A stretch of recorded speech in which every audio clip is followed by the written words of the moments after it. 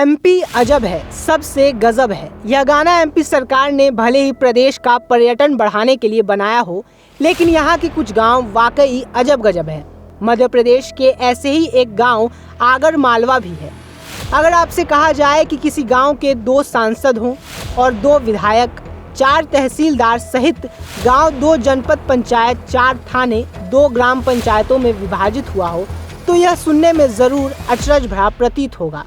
लेकिन आगर जिले के ग्राम आमला की यह वास्तविक हकीकत है।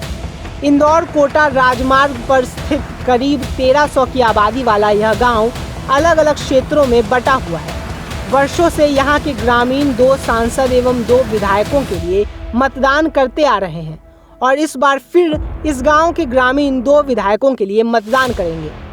आगर से करीब 18 किलोमीटर दूर स्थित ग्राम आमला ऐसे स्थान पर है जिस एक सिरा आगर जनपद में आता है तो दूसरा सिरा सुसनेर जनपद में आता है, तीसरा हिस्सा नलखेड़ा जनपद में आता है तो चौथा हिस्सा बड़ौद जनपद में आता है। 2 तहसीलों में बटे इस गांव के तहसीलदार एवं पटवारी भी अलग अलग हैं। गांव की गलियां भी अलग अलग तहसील का प्रतिनिधित्व करती हैं। एक ही गांव में रहने के बाद भी 2 भाई अलग अलग तहसील में रहते हैं।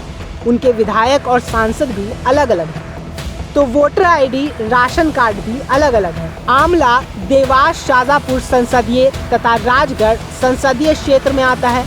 साथ ही आगर तथा सुसनेर दोनों विधानसभा क्षेत्र में भी आता है।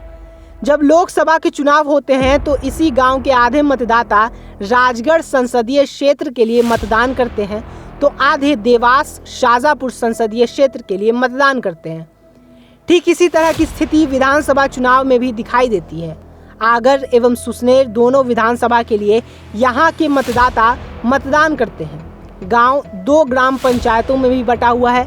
एक हिस्सा ग्राम पंचायत आमला में आता है तो दूसरा हिस्सा कुछ किलोमीटर दूर स्थित ग्राम पंचायत सेमलखेड़ी में आता है। गांव के विकास के लिए ग्रामीणों को 2 सरपंचों की मनुहार करनी पड़ती है। कहते हैं कि हर सिक्के के 2 पहलू होते हैं। ऐसा ही कुछ इस गांव के साथ भी है। इस गांव की जो विशेषता है जिसके कारण यह गांव सुर्खियां तो बटोर रहा है, लेकिन यही खासियत ग्रामीणों के लिए खासी परेशानी का सबब भी बन रही है। ग्रामीण शासकीय दफ्तरों के चक्कर लगाते नजर आते हैं।